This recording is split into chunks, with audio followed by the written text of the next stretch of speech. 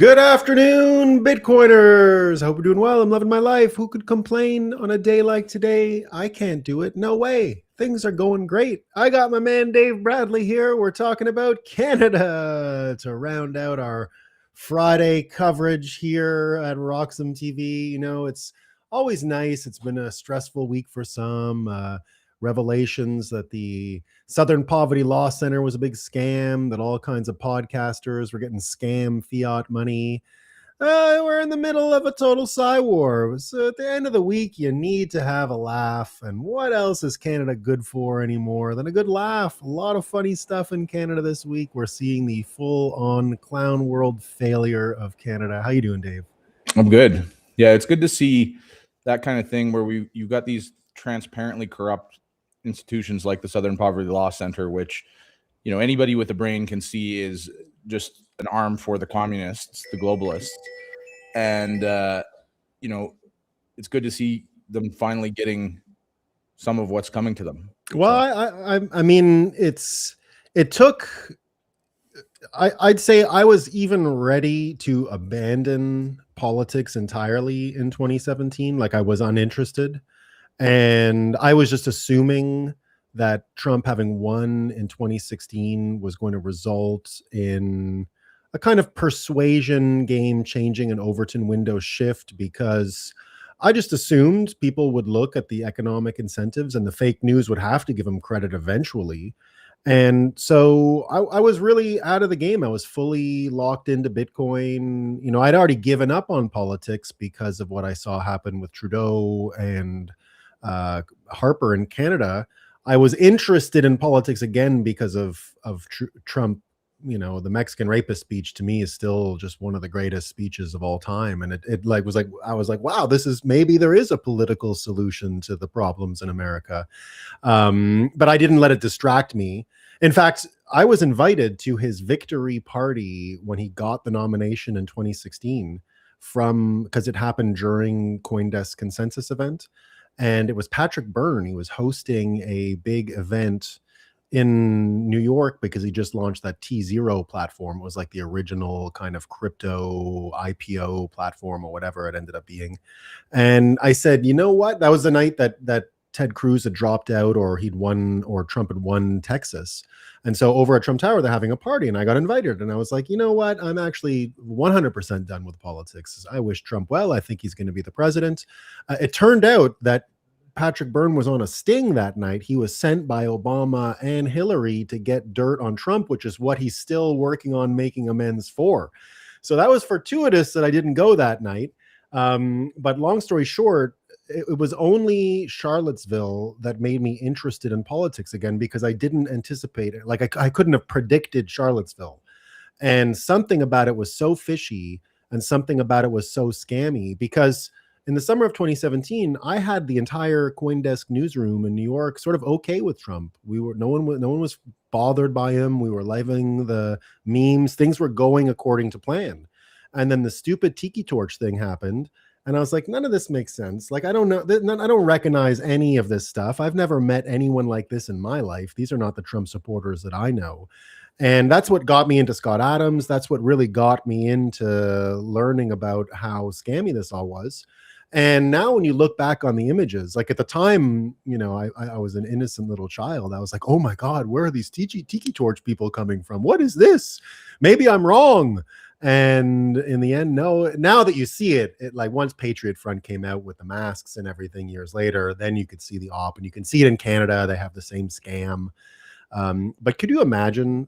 I mean, it's all day in Canada, but this kind of division is what we're up against. This kind of thing, they don't mind drawing families apart. I mean, think of the amount of damage that this kind of brainwashing has done to American households, to Canadian households. It's astounding.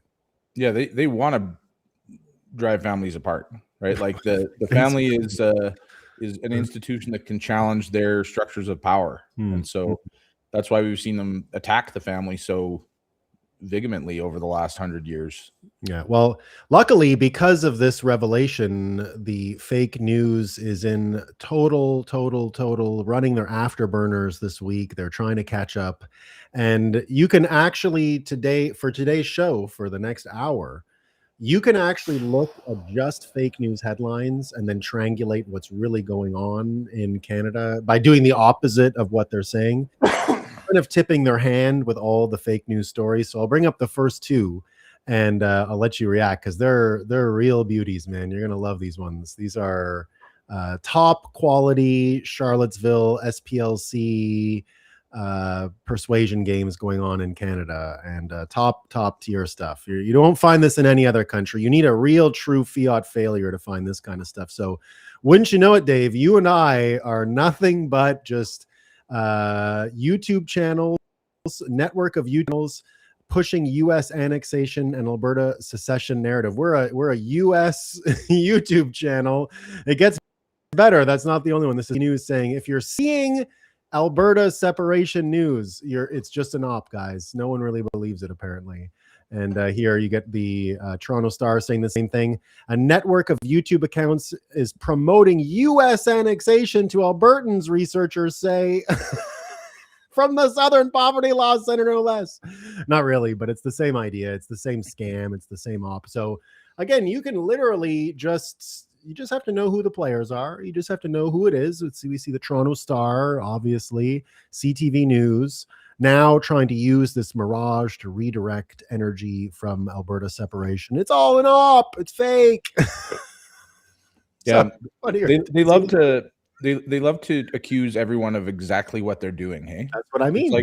It's almost like this weird, like karmic out they feel that they have. Like, well, it's also just psychological projection, right? Yeah, that's what you do. You in general, liars will accuse the person of the very lie they sort of tell on yourself, right? That's been a known thing with liars for a long time. Yeah, absolutely. So, I mean, nothing new here. It's a good example, though, of just how stupid the other side is, and how lucky we are that our adversaries in the Canadian political elite and the Canadian mainstream media, who are our adversaries, they would choose to kill us if they had the choice. And I wrote a book about it, The Bitcoiner's Guide to NPC Management. It wasn't for fun that I said that. I said, now the NPC,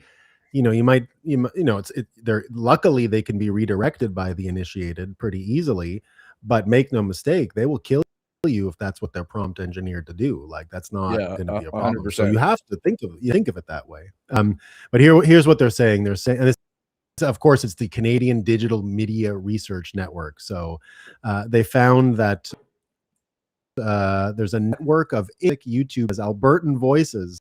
Did they call you for an interview by any chance? We're getting great numbers, by the way. We're getting YouTube for some reason loves this show more than Rumble, and so we're getting nice numbers there. And so think about, did anyone call you? Did you get a call? I don't even think we made the list. Like, we didn't make the list. That's what I mean, is like that we're so lucky in Canada that the opposition is not only evil, because that's a problem, but they're profoundly incompetent, or we'd be screwed. Right? And no way they're using AI generate thumbnails. What?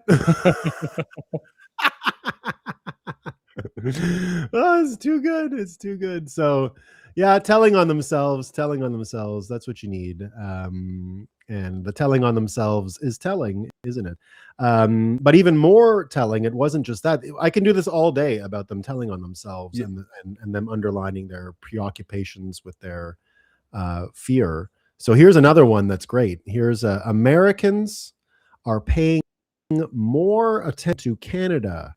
Should we worry? American media, politicians, and other right-wing influencers are paying more attention than ever before to Canada's domestic politics. Why does the magosphere suddenly care so much about Canada? I mean, it's actually a pretty good question, because the Canada has existed up here as America's hat for like a long time, with nobody really caring, until it started to become a very dangerous communist country. And Canada is now not a country that any rational country would be comfortable with as a border neighbor, let alone the longest undefended border in the world. This is having major nationwide negative consequences for the United States, right? Like they should care, because we're damaging them because of our profound evil and incompetence. Well, those were some of the notes that people came up with this week. I'll show you a few of them here. You've got Stephen Crowder, who said much the same. Here he is saying that Canada is a national security threat. Now, Stephen Crowder is Canadian. He's bi. He's he's both Canadian and American. He's actually from. You could see where he grew up just across the river here. That's his hometown right there. So he does know what he's talking about. I wouldn't count him as American per se, although I definitely think he identifies as American more than anything. But there he is talking about national security. It wasn't just him here, just like you said, no rational person thinking of Canada as a safe place anymore. Here's Post Malone with Joe Rogan this week, speaking much the same. And Post Malone asks him, would you ever consider living in another country? And Rogan said, I would have said Canada up until recently. He said that Canada's fucking falling apart. All that shit they did during COVID was just the total wrong direction. They froze people's bank accounts that donated money to the convoy. These people that were protesting COVID vaccine mandates and the lockdowns, and they were fucking went after people that donated, which is crazy. You get that? And then even more of an indictable, let's say, expose, because it gets to the heart of the matter, is from Glenn Beck this week. He spent a lot of time here doing a video on Canada and saying the following: Canada is not a democracy. It's not even a free nation anymore. How could it be when Parliament is sidelined for 8 months, allowing the executive branch to reign unchecked, or when foreign interference is ignored and elections are gamed, or when courts rule that the government broke the law and nothing changes, or when the state controls your speech, your property, your energy, your news, your guns, your healthcare, and offers you assisted suicide when the wait times get too long? Canada has become something else, a managed oligarchy with democratic trappings where the individual exists to serve the state. Look how far Canada has fallen, because this could be America's overnight future. So indeed, we are seeing American attention, and very accurately, I think, here Glenn Beck describing exactly what's wrong with Canada. And exactly what you said, I think, Dave, is that it can't be ignored anymore. Once these things metastasize, it's not just, oh, I have an itch.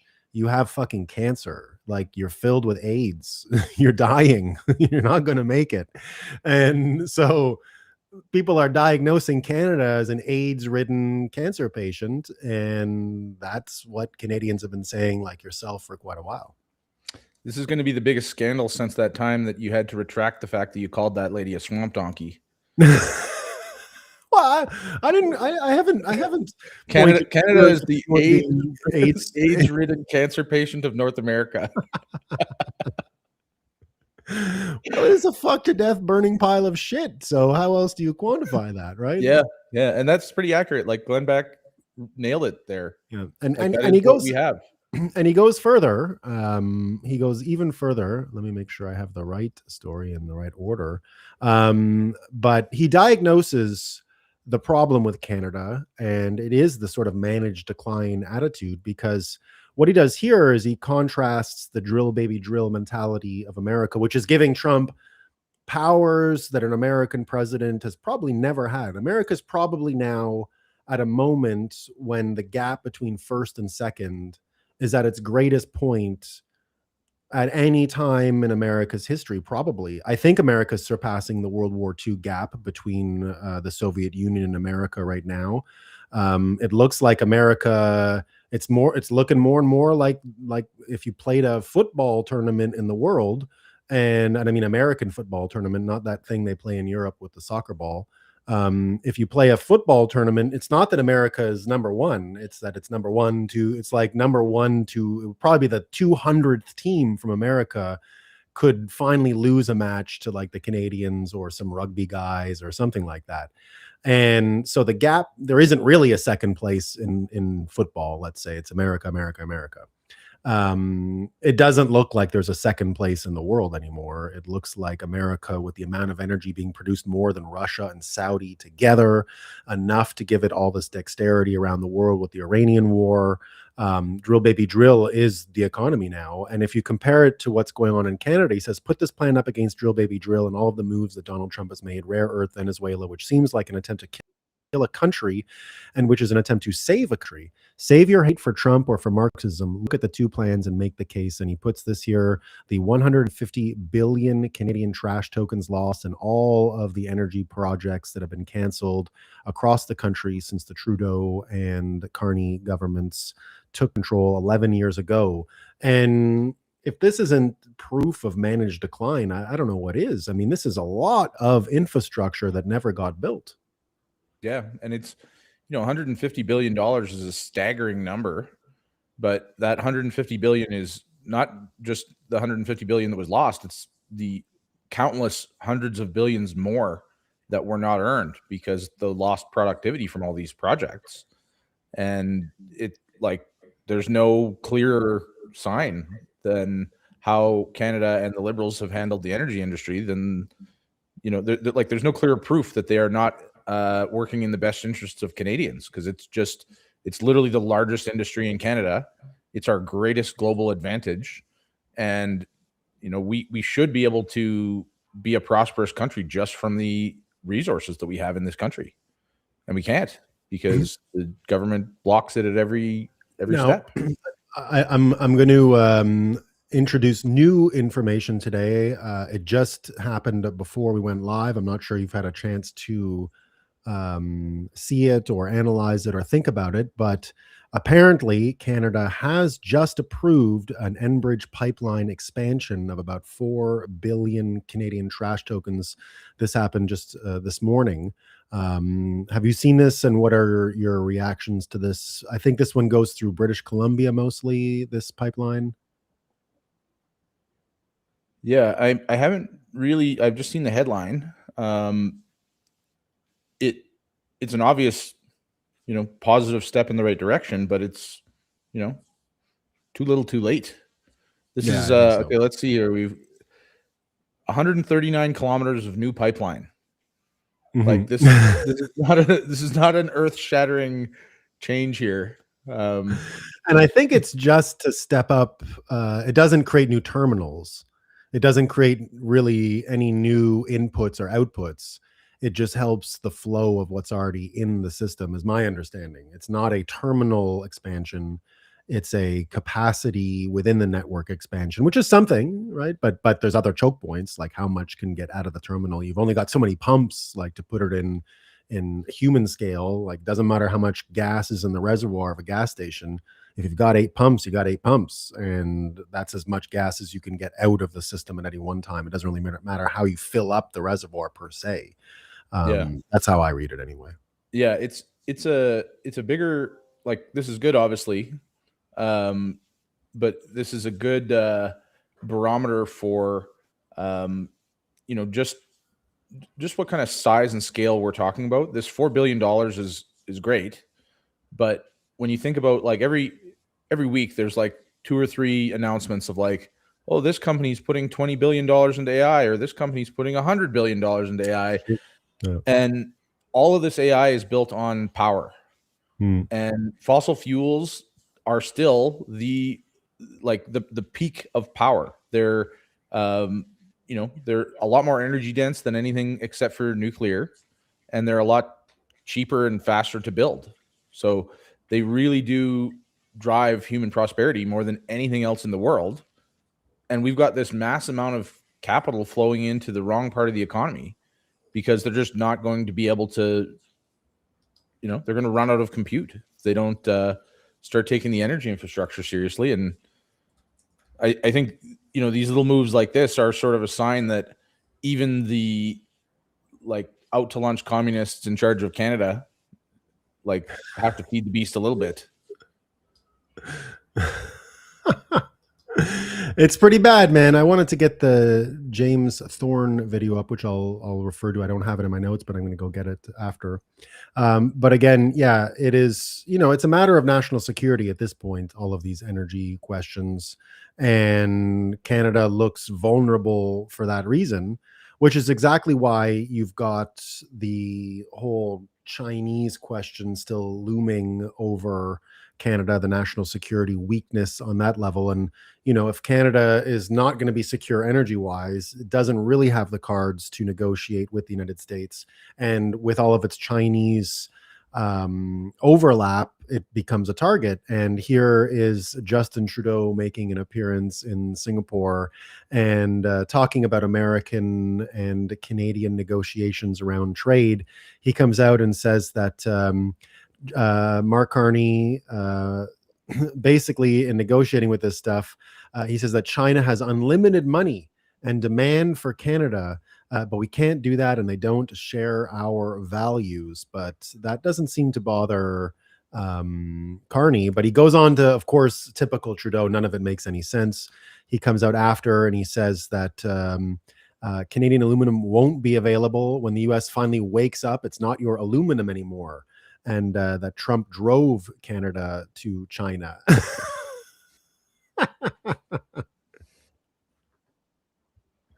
How do you think that's going to play in negotiations? Is it a good thing?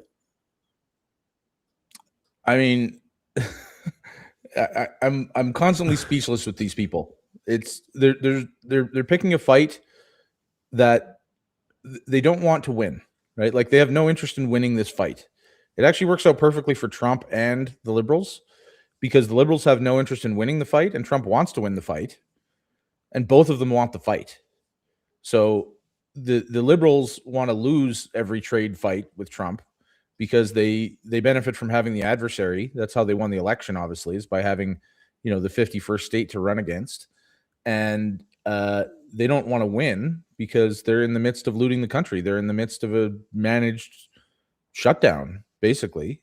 And so it's a perfect match for the, you know, Trump and the Liberals. And I actually kind of think when you put it in that frame, like, you know, it may continue. Like I don't see Trump doing anything to dislodge the Liberals. Well, at a certain point, it might not be their choice. Here's this is the video I was looking for with Thorne. When it comes to this energy alignment in the world, at a certain point, Canada can't really remain sovereign as things change the way they do. And if it's true that Trump is really replacing this central bank infrastructure out of the city of London with an energy-based and commodity-based economy, then the ability of Canada to, you know, as we heard Carney say, we're not a supplicant, right? He had to go out and say straight up, we're not a supplicant to the United States this week. It sort of falls apart because the arc of history is turning against Canada. And I'll restart this so that I make sure I get video audio.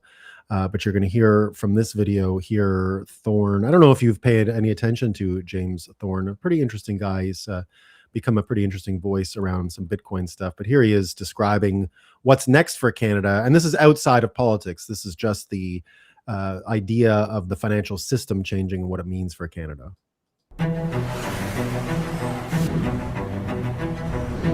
In Kipling's great game, only those that understood the map survived.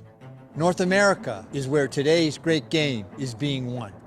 The U.S. now sits at the center of the global energy chessboard. President Trump has pushed Russia and China out of Latin America and the Middle East. North America is hardening into a block of energy, commodities, and innovation. In the age of AI, cheap energy isn't dirty, it's dominance. The new Bretton Woods will be anchored in the US dollar, gold, and Bitcoin. Canada's upside is aligning with the real North American map. Capital always follows power. Investing is about the future. And you know, I believe that about politics. Like, none of us are really like logical when it comes to politics. In the end, at some point, people align with power. People align with whether they'll get what they want from a system or a system will save them from some fear they have. But it's not logical. There's alignment because there's a future you can build on that platform. And I think even, you know, we've noticed in Bitcoin, you can't like explain to people that fiat is a Ponzi.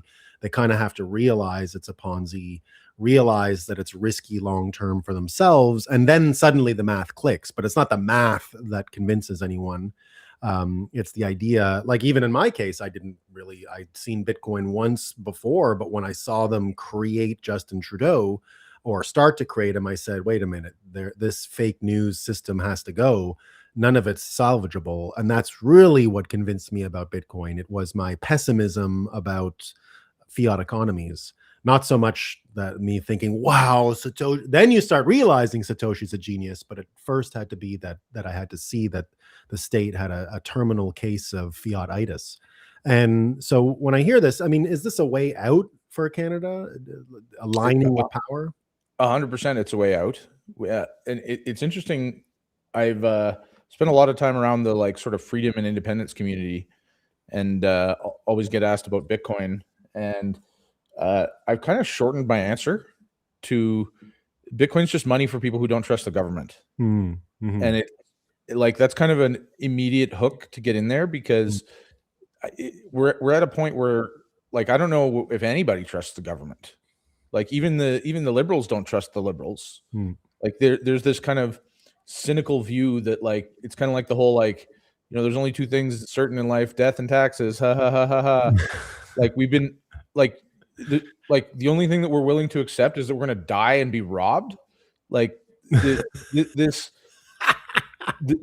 abuse by the guarantee.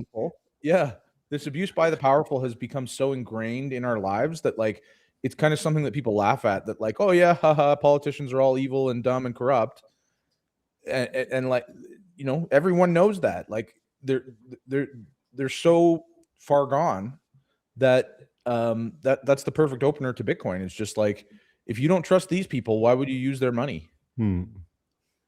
Well, you're getting the fake news even trying to wrestle with that same idea of distrust in governments. And here's how, like I said, today, everything that we're talking about, you can just take a prompt from the fake news and then realize what the real story is. And here they're doing it again. And it's that LeBlanc, so he's one of the lieutenants of the Liberal Party. He's been around since the 90s and elected, and he's a full-on aristocrat. His daddy was the governor general, and I know for a fact he runs around in his little MG in New Brunswick with his scarf blowing in the air, and it's a whole scene. Full alcoholic too. He's got the red face all the time.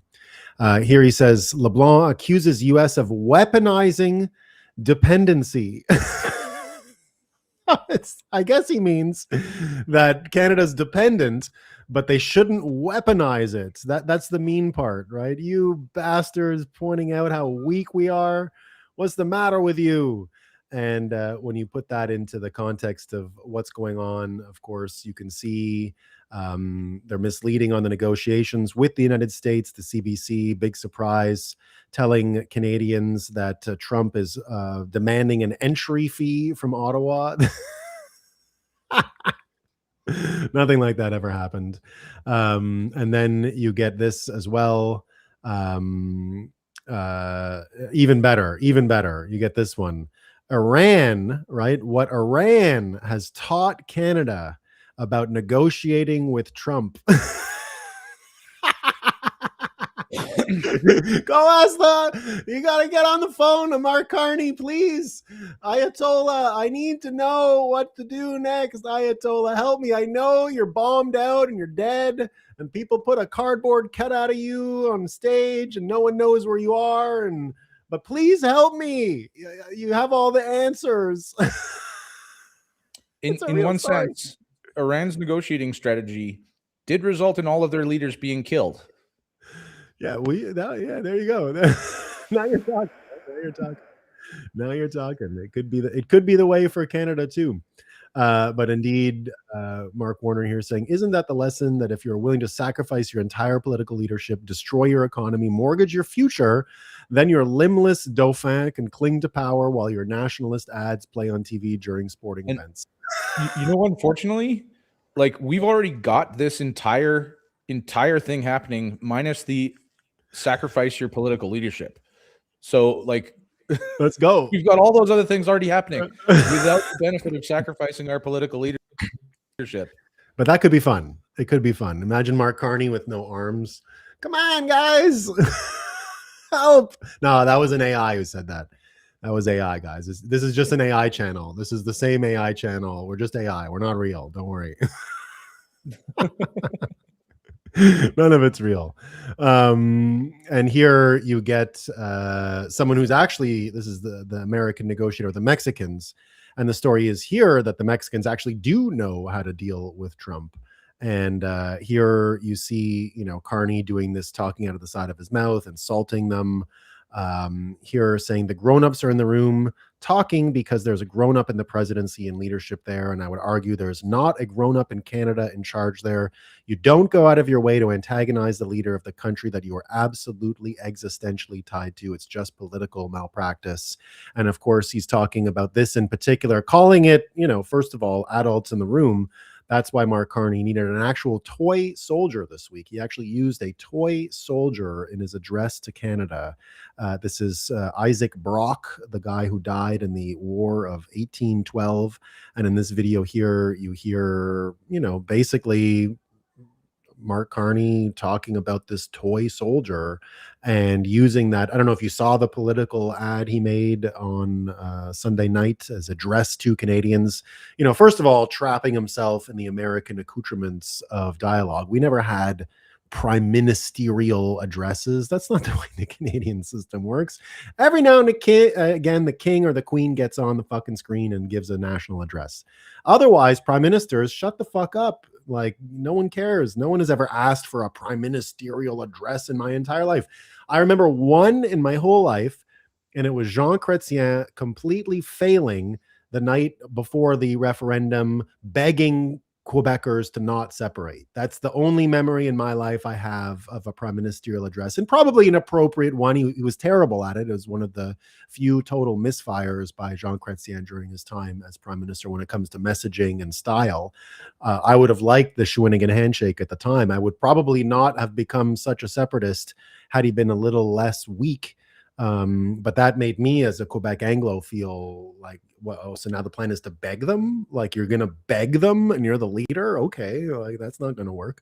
But here, using this toy soldier, what I find funny about the toy soldier is that bringing out this Brock toy soldier reminds us that if Trump did want to play toy games, the toy he would have brought, of course, was Andrew Jackson. And that's really the man of the times, right? So if it was a game of toy soldiers from 1812 and 1815, imagine for a moment that Trump was addressing the nation about future trade talks with Canada. He produced a miniature figurine of Andrew Jackson and proceeded to talk about how he brutally defeated the British in 1812, later became POTUS and chased out the bankers. Not only did he annihilate the British in the Battle of New Orleans in 1815, he did so after the Brits broke their own ceasefire. What a scummy move, frankly. Jackson was also involved in an estimated 100 violent confrontations and duels, largely to defend his wife's honor. I guess she was a whore or something. I don't know. He went on to wage the bank war aimed at taking out greedy central bankers and people bent on manipulating the money supply. How do you think that would go over in the Canadian press? So yes, Mark Carney pulling out a statuette of Sir Isaac Brock, a British man who was stationed in Canada as a champion for killing Americans when addressing U.S. trade and killed 4 months into the War of 1812, was a provocative move that will only worsen diplomatic talks and USMCA negotiations. Yeah. And it's so funny because like they're playing this almost like a meme war, and Carney's losing so badly. And like Trump is just winning with hilarious moves like this entry fee thing. Like every time he turns around, he does something hilarious, and then Canada's like, "Oh yeah, well, years ago, blah blah blah," and like it's so funny that the point by the Mexicans and the LeBlanc there, it's the weaponized dependence thing, right? And it's like we got to a point where we were a very prosperous country because of the fact that we were next to the United States, not because of extraordinary achievements by Canadians. And even through the time where we were a prosperous nation, the only reason that we were prosperous is because and for a long time, Canada was prosperous in spite of the government, not because of the government. And now it's gone too far that we can no longer be prosperous in spite of the government. And we're seeing that in the economy, but this reflects this view that somehow we're owed that, right? By being here, we are owed the prosperity that we were able to achieve by proximity to the Americans. And that's kind of baked into that idea, right? If he's saying that weaponizing the dependence, it's like, what are they supposed to just keep propping up our economy for nothing? When we're actively hostile to them, we're making threats. Like this is a threat. Like our leader is threatening him with military action in the most absurd. Greenland, he did. I mean, he fully said it in Greenland. He was serious about Greenland. If this was not like, if this threat was coming from a country that was a legitimate threat of any kind, this would probably be taken in a much darker way, right? And but with the China thing, who knows how it is being taken? I mean, yeah. I don't think it's a game anymore for the Americans. I mean, I just think it's a priorities list. They've got an active war in Iran. They got to whip Cuban ass after this. And then what? Where does the eye turn? I imagine Canada could be wrapped up by the end of the summer. I mean, Iran needed 6 weeks, I guess. We'll see how those go. The big question is, like, how much are they benefiting from having Canada up here being a moron? You know what I mean? Because it's just a source of endless wins for Trump. And it doesn't really cost him anything, right? He's a lot of that prosperity that they were essentially giving us by allowing us to be kind of like a manufacturing partner in a lot of ways. It's just gone now. Like they just took it back. And that's a big win for them and a big loss for us. And there's not really a path to that coming back, I don't think, other than drastic capitalism, which I don't see happening. Well, but you know, you got to look at the counter forces that could stop this, because to me it looks like the energy just following the trends. It looks like everything in the world is conspiring to bring Canada and America together. Everything that's external, everything that's not sort of word thinking and things that are coming out of people's mouths and all these games, you're feeling all of this energy start to align, like we heard from James Thorpe. But you know, looking at what counter forces could stop America eating Canada, you look at Mark Carney's persuasion game. I don't mean for you and I mean the toy soldier. You know, he comes out here and he says that we're not sitting here taking notes from and instructions from the US and this kind of stuff. I mean, you tell me, does this play well in the Canadian elbozos crowd? Are the elbozos, you know, does this work for them? Is this enough? And how long can this keep Canada going? I mean, this is a zombie situation. If all you're going on is what the elbozos, what gives them a boner and what gets them all excited and interested and you know, yeah, we got Trump again today, we could punch him in the face, give another speech at Davos type of thing. You know, how long can that be used to perpetuate this country? That's a good question. But that's all they have, right? Like, but it works. It works. They can't talk about what's actually going on in the country because the country is worse than it was last year, which was worse than the year before. And we're in an economic disaster. You know, we're about to come up against an interest rate decision that there's no good choice for the Bank of Canada. They need to lower rates, but there's not really any room to go lower. And Trump is pumping it down when he gets his control over the Fed Reserve. I mean, he's already saying that he's going to force what's his name, the new guy, to have his office in the White House. He says, we're not finishing the new Fed Reserve. I'm going to keep him right there so I can kick him. Yeah. Very Andrew Jackson-y, right? And of course, the new fella said straight up, it's regime change. It's regime change in America when it comes to what's going on. And it looks like he's entirely ready to go into his subordinate role to the administration, and made the case when he was testifying this week that it had already become political, and it's his job to more or less depoliticize it by listening to the politicians, if you read between the lines and what he said. So looking at that, then, you know, it's Canada. If Trump gets his way, Canada's not going to stay at 4 or 5% interest if Trump's at 1. That's the end. That's the end of the economy right there. Yeah.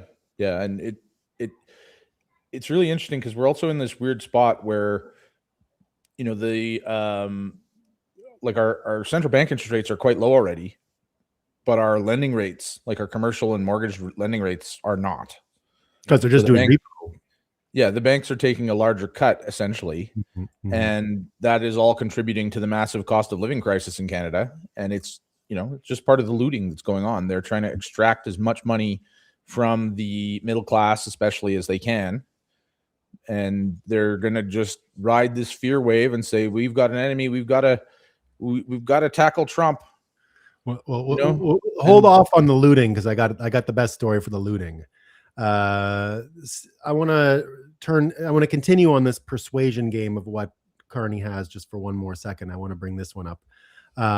He announced his advisory committee for these negotiations this week, and some would say this was smart. He put a former leader of the Conservative Party. He did sort of a bipartisan thing, and he put Aaron O'Toole on the board. Does this have any persuasion in it? I don't care about the effectiveness. Is this going to work on Canadians to show that Carney is trying to make a deal? Is it going to do anything for the Americans? Is this a win in any way? No, I don't think there's been a win involving Aaron O'Toole ever.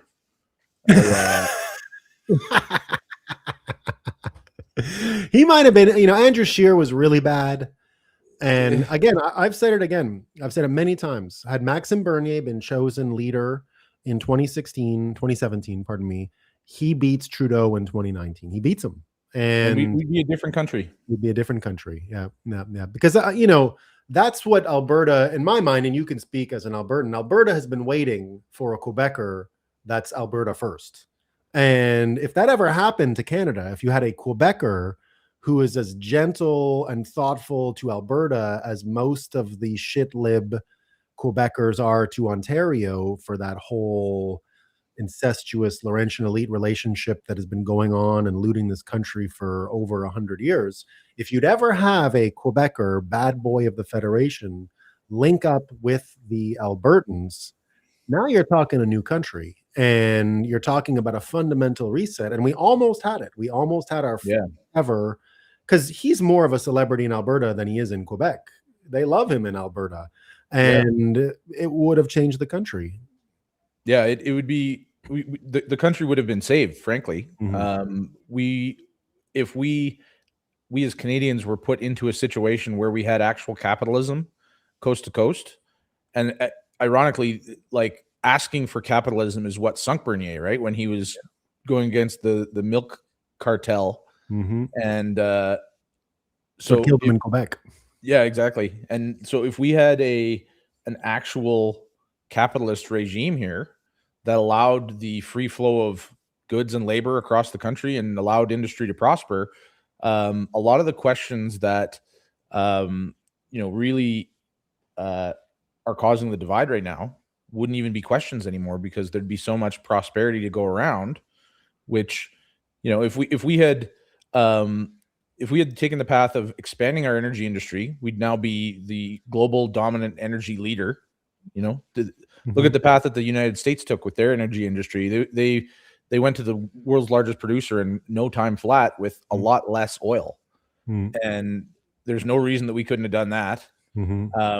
That was the path. The path was energy superpower. That was the line that Harper used every day, just reiterated. Yeah, we could have kept the Chinese and British influence out. We could have kept the fentanyl epidemic out of Canada and the United States, because most of that's coming through Canada. We could have, kept the whole continent together and benefited from that dependence that we talked about, right? Where we have this incredible advantage, and if we had seized it and used it to build up our own thing, which is probably what a Bernier government would have allowed us to do by just getting out of the way, then this wouldn't be such a zombie country anymore, and we'd probably be on a different podcast. Well, we'd be on the what's it like? We'd have our monocles, right? We'd be throwing money into new villages and citadels in the Rocky Mountains. With a Rocky Mountain Bitcoin citadels would be in full flight. Unfortunately, what we're left doing is analyzing the relative persuasiveness of Pierre Poilievre versus Mark Carney.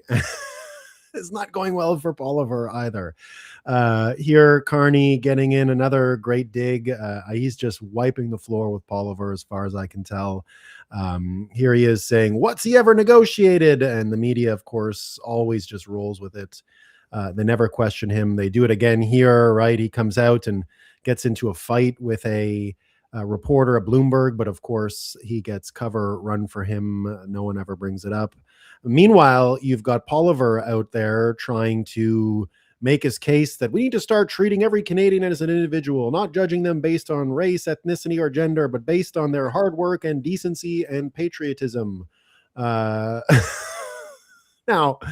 I agree, but we're not really at the point of like shooing out the DEI people and making this a priority in Canada. Although I agree it's a priority, I just don't see how he's moving the needle at all. He's got to be attacking Carney. That should be all he's doing. And here he is trying to make this esoteric case to Canadians who we're not even on the board yet when it comes to thinking about DEI and reversing some of the stuff. I know that there are many Canadians who are concerned about it, of course, but I just don't see this as being persuasive right now in Canada. I think standing up to Americans has way more power, and anything you're doing right now that's mimicking MAGA, as much as I agree with it, it's not changing anyone's opinion in Canada. This just looks like Poliver not having his priorities straight, as far as I can tell. It's right. Yeah. We're not in a game of right, is what I'm getting at. It's one of a couple very weak attempts that he's making to reconnect with his base that he should have made during the election, right? Mm-hmm. And if he had been out there, calling out the actual issues that Canadians face, like that's his strength, is speaking plainly, calling out the issues.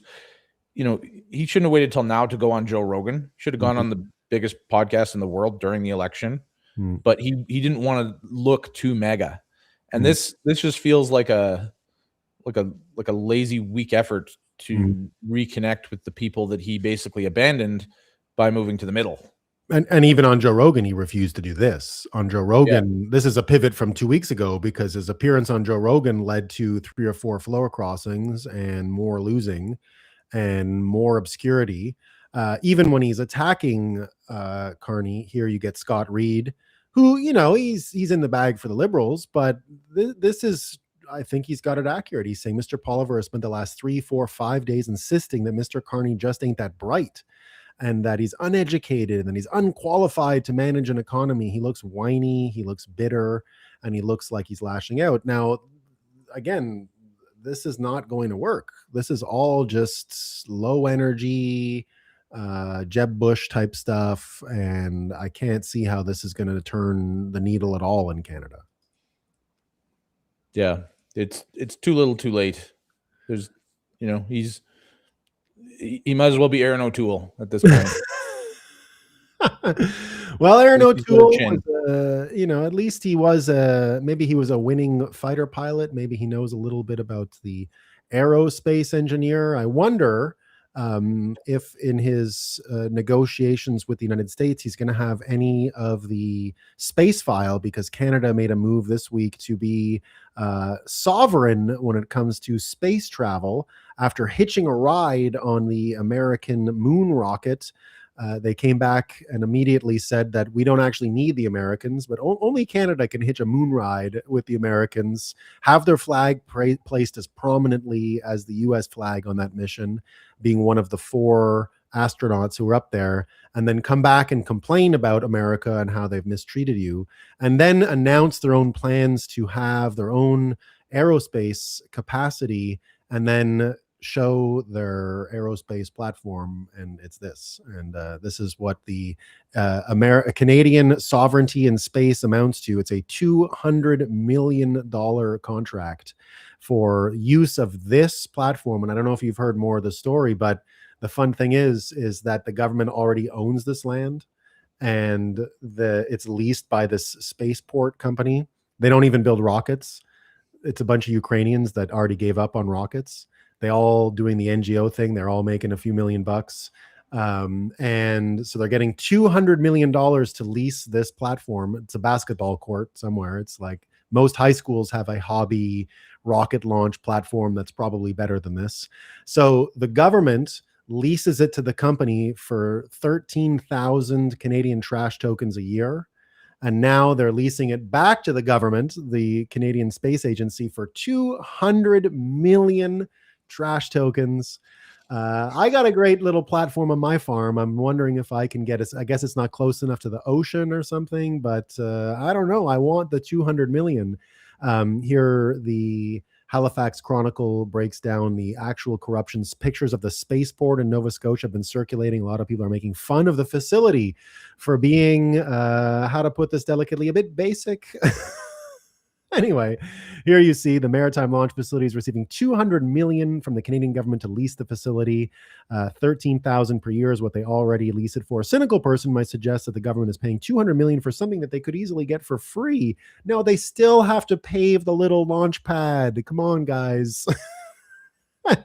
All the guys running it are all corrupt people, Ukrainian rocket builders. So your frame of looting, that's why I wanted you to wait for this, because I had to divulge that the Canadians have a space sovereignty plan, bro. 200 million Canadian trash tokens. Here's the loot. It's in full speed, full blast. Has anyone tried like calling the police? Because like this is like, at what point does someone say, "Hey, wait a minute"?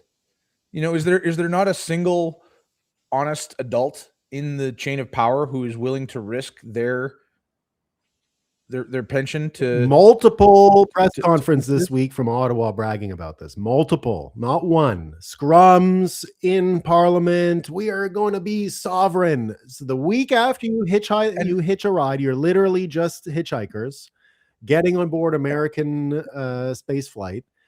You've got 2 private American companies that are landing fucking rockets on platforms now. We have no rocketry whatsoever in Canada. None of the money, the 200 million, is going to rockets. None of it. It's all going to this fucking platform, which is, they call it a space airport, bro. It's a space airport. Okay. They're using the airport model. That's amazing. They got to get some people in there to check the toothpaste, because what if those astronauts bring like too large of a toothpaste to space? Could be terrorism. So that's what's going on in Canada, man. The looting is full blast. 200 million to Ukrainians, friends of what's her slut, the one with the whatever her name is. So we know, and this is another. I'm going to invite people to sue me again. I'm going to make a deduction here. We know that the current government of Canada, including Mark Carney, Justin Trudeau, Chrystia Freeland, many of these people, we know that they are currently engaged in a large-scale fraud and money laundering operation to fund things using Canadian taxpayer dollars that were printed or stolen from Canadians, to projects like this that are not real all over the world. And much of that money is being funneled for the purposes of money laundering through Ukraine. If this is not true, then Mark Carney, Justin Trudeau, any of you should sue me. This is something that we can simply deduce from the very obvious evidence in our faces. Gotta sue him, guys. You're corrupt. You gotta get this. He's either an AI bot, this Dave Bradley. He's one of these provocateurs, insincere, inauthentic separatists from Alberta, stoking all kinds of sedition in his country, and now he's out there accusing our central bank prime minister of corruption. Will he defend himself? But it ain't going well for us Canadians, unfortunately. The brainwashing is having some real bad effects. I don't want to leave everyone on a sad note, but indeed here, there's a couple of immigration lawyers. These are lawyers that help Canadians move to the United States. Apparently, they had to shut down, getting death threats for what they're doing. So the nice Canadian image, not so nice anymore. It looks like Canada and the mental illness that comes from the fiat fiasco the failures that Canada is racking up day after day are creating a heavy burden on the mind of the Canadian psyche. And indeed, you can't even be an immigration lawyer in Canada anymore without this fucking swamp zombie people going totally crazy and losing it and threatening people's lives. And that's where Canada is these days. Yeah. We're somewhere between a managed decline and an open free fall. It's really hard to say. Well, we'll find out soon. Again, I don't think there's going to be much of a Canada left pretty soon. I think once Trump has the bandwidth and once things work out internationally and domestically, it looks like we're going to go back into this great game of Dunroe doctrine. And I see Shai Lathiel in the comments saying much the same. Dunroe is hungry for Canada. He sees prime real estate being utilized improperly. He's not ready. He's ready to invest. And I think that's what's going to happen. So we'll see, but I think we are in the last stages. I think that Canada, indeed, if this is not the last week of Canada for sure, but we're in the last weeks, I think the future of the country can now be measured in weeks. We've got the referendum coming up in October, so not long before the US midterms. I imagine around then we're going to see a lot more of this stuff. Yeah. Maybe someday, maybe someday we will show up here on a Friday and it'll be like, well, nothing retarded and evil happened in the last week. And what do we do? I'm always surprised when I put this show together, because what I do is I bookmark all of the Canada stories so I can save them, because I was sick of missing ones because I was only getting like the Thursday stories at a certain point. So I started bookmarking throughout the week instead of my normal system for my daily show is I just like, and then I go through the likes and then I see what my stories are that I'm going to cover in the morning before the show. And for this one, I started using the bookmarks. And so I forget a lot, because when I sit down and I look, I'm like, well, let's see what's going to be on the show today. And then I go back and I'm like, no way, the spaceport. I was like, how did I forget about the spaceport? 200 million trash tokens. So I might have to share this with you. I've been down the rabbit hole on AI pretty hard, and I made a little skill that has pulled all the transcripts of this show, and now every week predicts what you're going to bring up on the show. And how accurate is it? I forgot to run it today. I ran it last night and I tweaked a few things, and then I was going to run it this morning and I was just late. So I don't know yet. But I'm going to actually run it right now when we're done and see how accurate it is.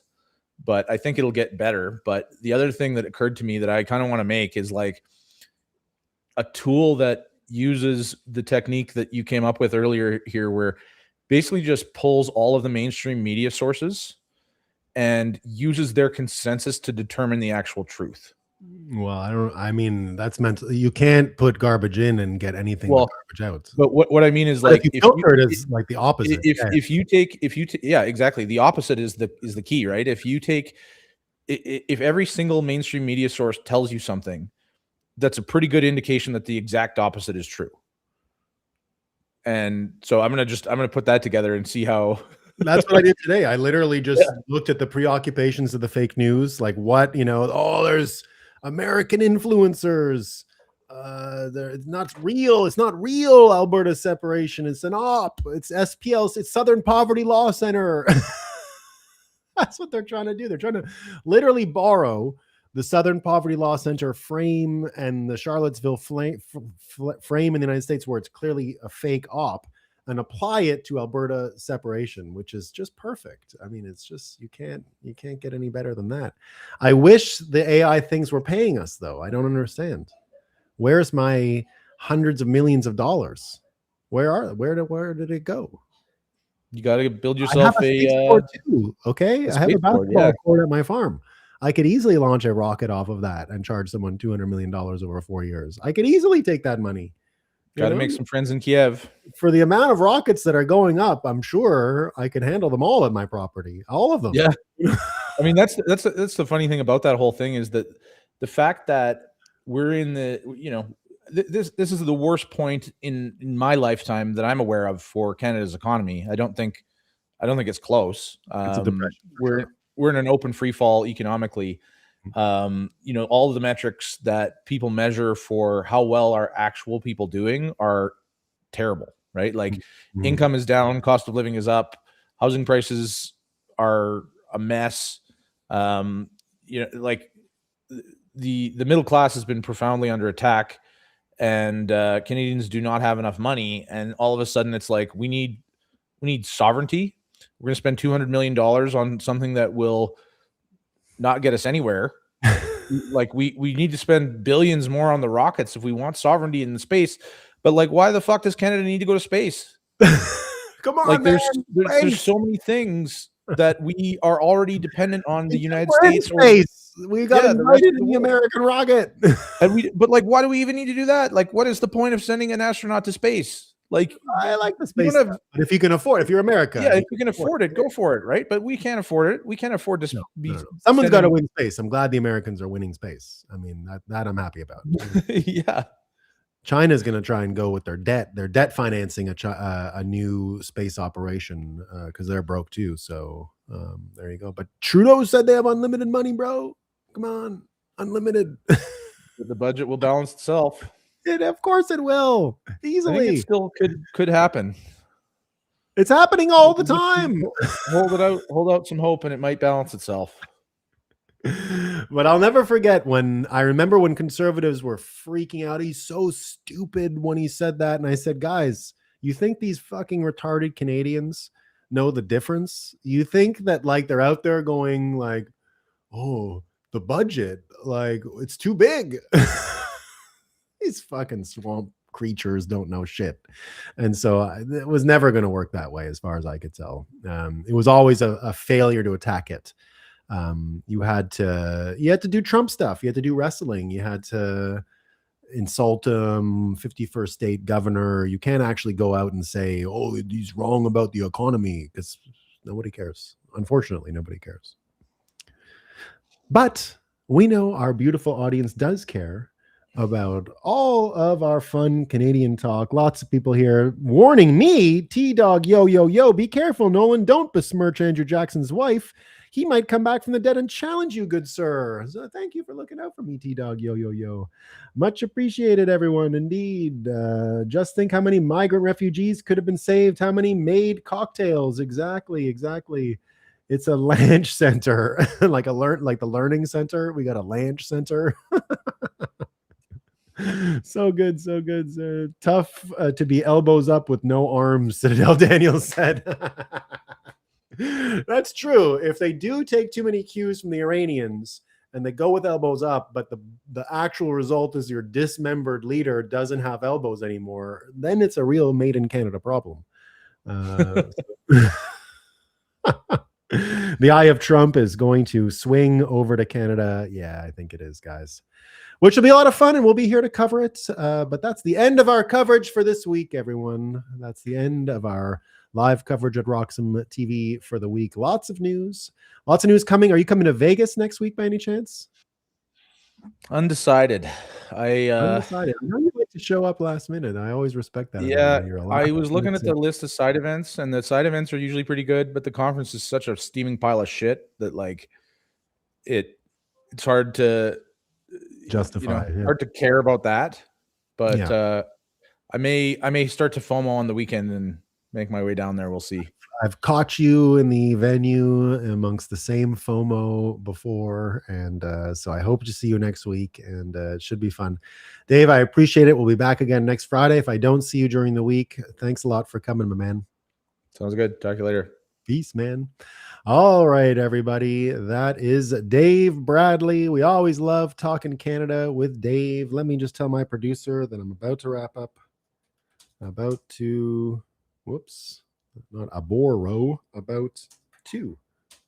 wrap. There it is. So everyone, thank you so much who've been around all week for this coverage. That is the end indeed of our live broadcast here at Roxham TV. What a newsy week, everyone. We're going to be live from Las Vegas next week We'll be in the venue. We'll be around the venue. We'll be at the side events. We'll be here. We'll be there.